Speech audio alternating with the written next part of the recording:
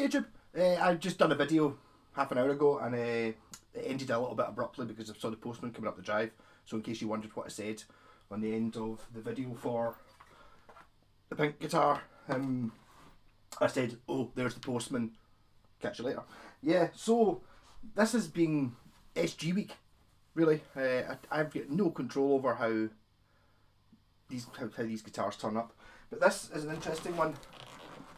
I got this in for getting, the guy wanted, Jeff, I've done quite a few mods for, wanted me to swap the neck pickup out. So this is an SG, and it's got the blanket thing that I was talking about. Now look at this thing. Isn't it stunning? So this is a Korina Gibson SG standard, limited edition 173 of 500, so quite a rare one. So this has got a Korina body. As you can see, it's like a pancake construction, so there's a wee bit in the middle of some other kind of wood, maybe walnut or rosewood or something like that, front and back. The neck is also Korina. What I find most interesting about this one is, not most interesting, but it's got a three-piece neck, like all my favourite Japanese guitars have. You know, it's like sort of 1, 2, 3. Very nice. This one's been upgraded with Sperzel locking tuners, and the pickups, he's got a Seymour Duncan JB, I think he said it was, in the bridge, and the original pickup in the neck, and that wasn't happy with the mix between the two, so I've taken out the original neck pickup and put in an Iron Gear hot slag, which again is an amusing thing. I think what he was thinking about it, and he looked up hot slag on YouTube, like hot slag pickup, and I'll play a video with me because I had a Les Paul with hot slag pickups in it at one point. So he's going to have the same problem that I have when I type into my search browser and you look in like Hotmail, up comes hot slag, and it's like, you know, obviously that could be a slightly different type of site you end up going to with hot slag rather than just being a pickup manufacturer. So I'll do a wee demo of this. I've not tuned it, I've just realised it doesn't actually have a strap on it, so if I got a strap lying about, I think there's one lying in the hall. There it is.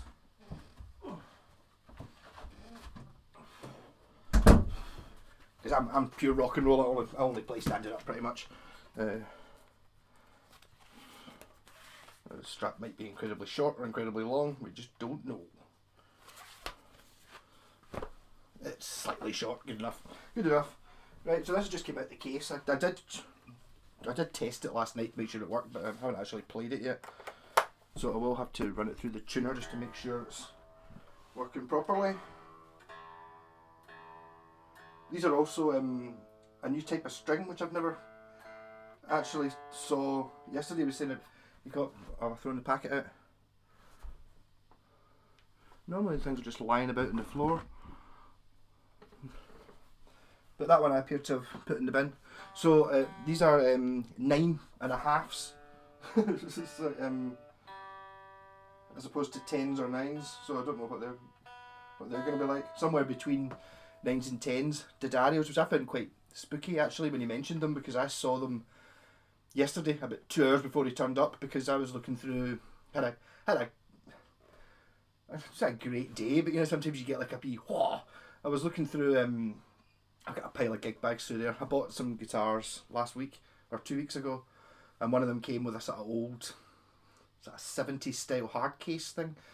So I looked through the guitars, opened it up, and inside I found a 3-pack of the Dario strings. I was like, yes, and these are ones that are in plastic bags, so they're probably alright.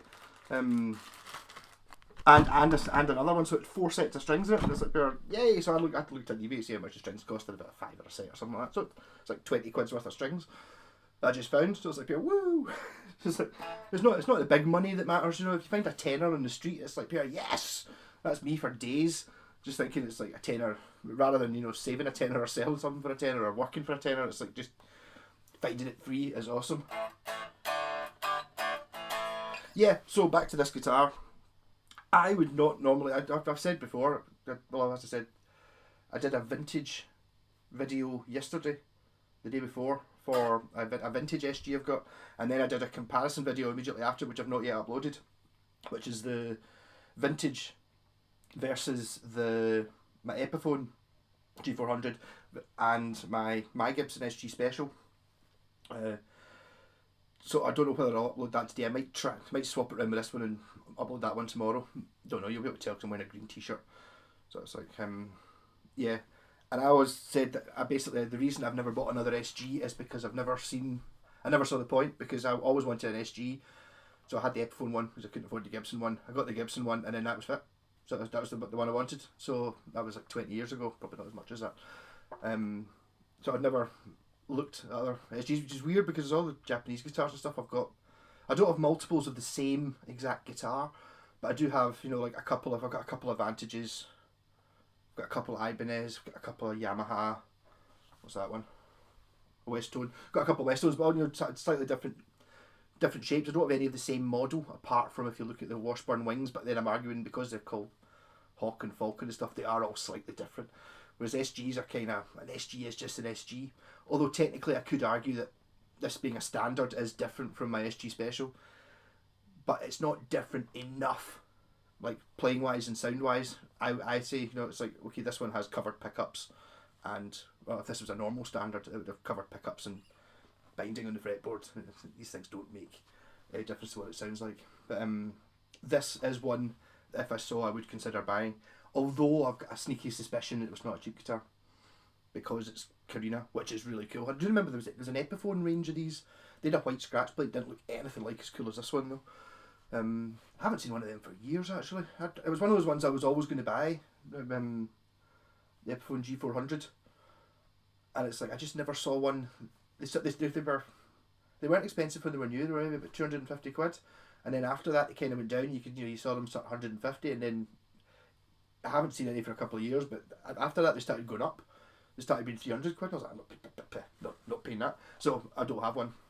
So instead I've got a shot of this.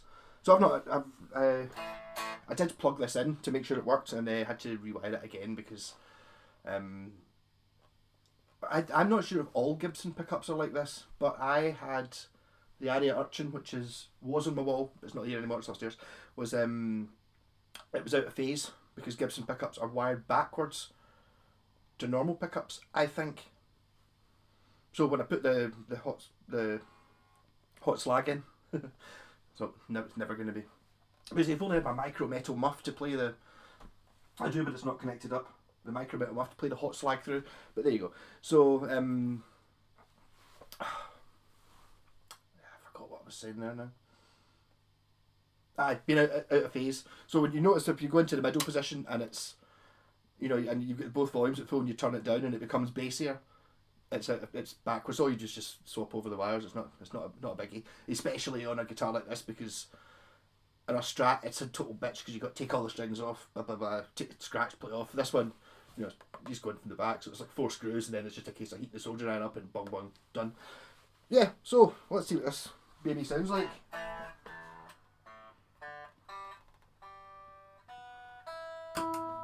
I'm just playing through my usual Laney VC15 Trace Elliott 3x12 cab. I used to always say what I was playing through, and then I stopped doing it, and then folk complained that I should always say, you should always say what you're playing through. And it's like, well, so that's why I always do it. So if you get bored of me saying that, it's always pretty much always played through it. So that's both pickups on. No pedals. This has got a slightly chunkier neck than my SG. 1993 I believe this one is, and I think mine's, I still don't know what year mine is. I don't know when they made the standards with the ebony board.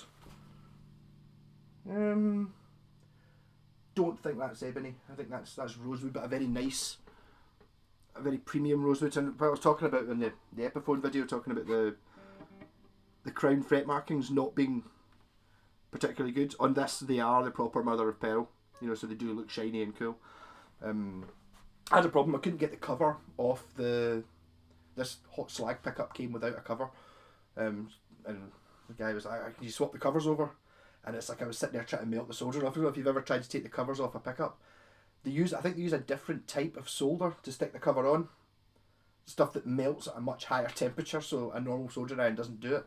It was sort of melting it, and it was like there's all this wax was coming out, and it was just like, right, sorted. So I looked through my parts box and I had a cover. So it's got, this isn't actually a hot slag or a Gibson cover, it's just run from my parts box.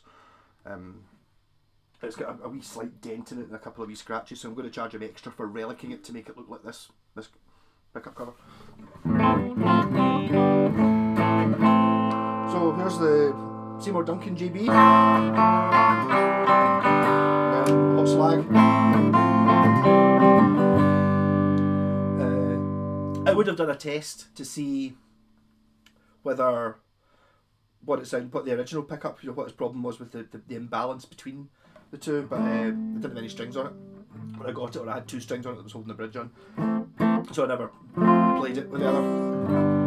So this is the hot slag in the neck.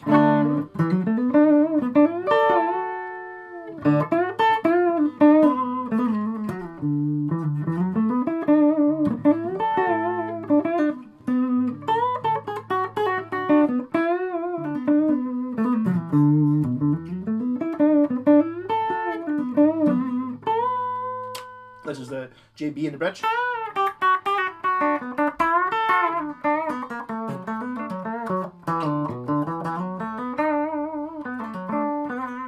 Both of them.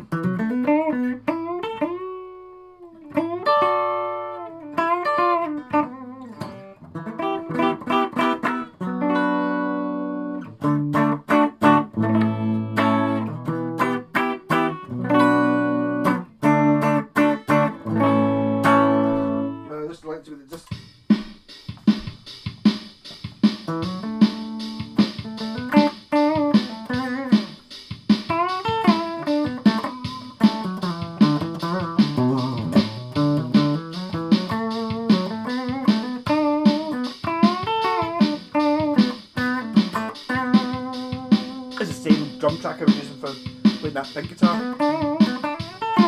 Sorry.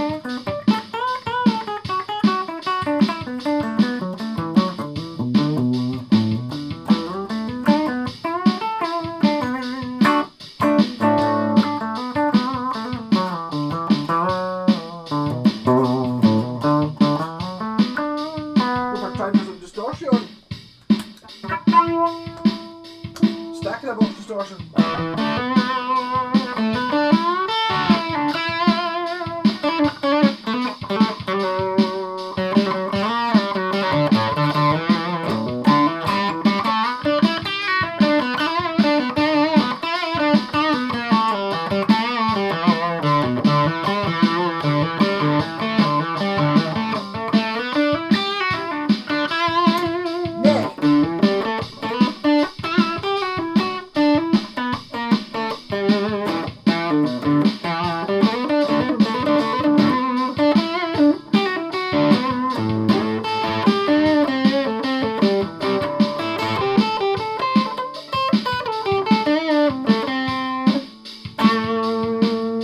Actually, in the comparison video, which I've not seen yet, because I've not uploaded it yet, or I've uploaded it but I've not released it, I said, talking about the lightweight tuners, so let's have a wee... So this one balances perfectly, even though it's got sparzels, locking ones, which, although maybe, actually looking at them, they're aluminium, so maybe they're different.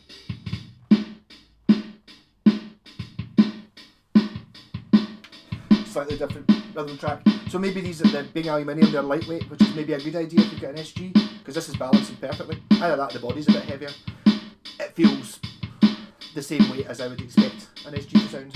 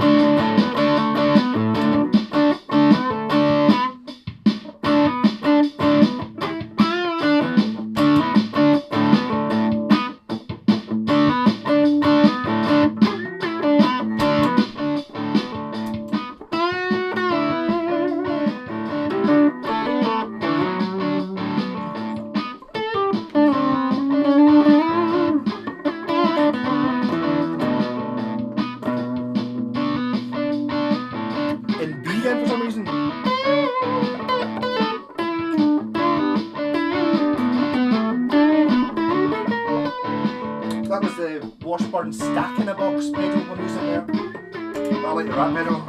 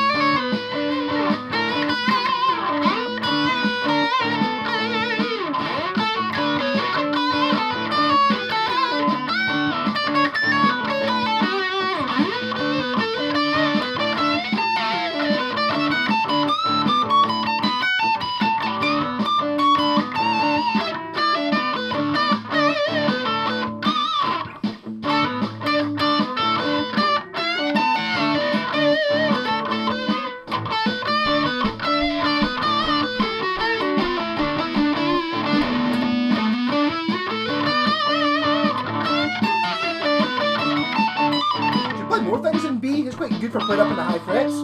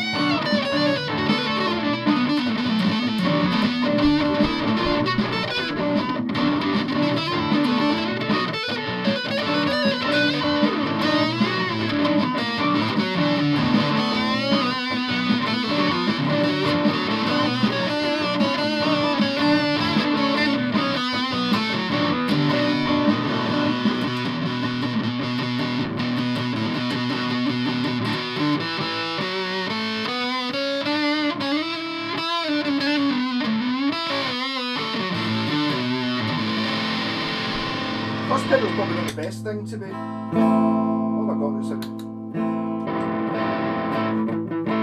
the Boss SD1 or OS2, which I think is an SD1. I think the fuzz pedal and the rat pedal kind of equal everything out, so you can't really tell the difference between a really good guitar and a really cheap guitar when you're using a rat pedal. with a bit less distortion. Turn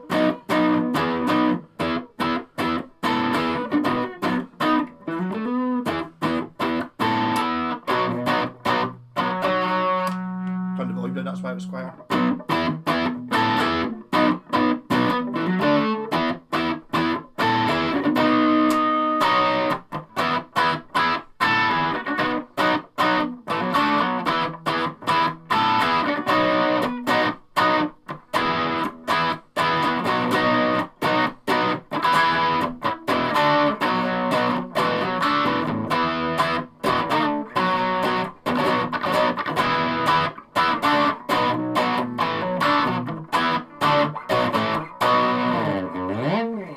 Yeah, so yeah, this is a lovely guitar, it really is. Is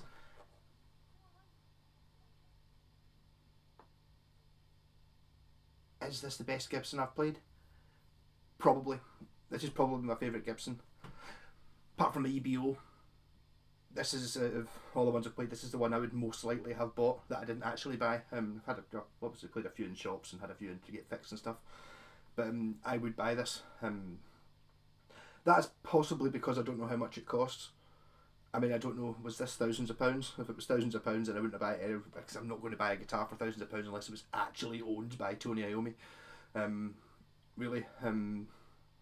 But it's very nice. It's a luxury item, I think you would call it. I can see how this would be, if we were going to have one guitar, this could be your signature model. But I mean, it is absolutely beautiful, it really is. And from 1993, so it's 27 years old, and it's in very nice nick. Made in the USA. Lovely. I especially like this the wee line between the pancake construction. I just think that's totally cool, and the 3-piece neck is lovely as well. So yes, I'm jealous of this guitar, and yes, I would have it. So if I'm going to break into this chap's house, if I ever find out where he lives, this is the one I'm going to steal. Rock and roll.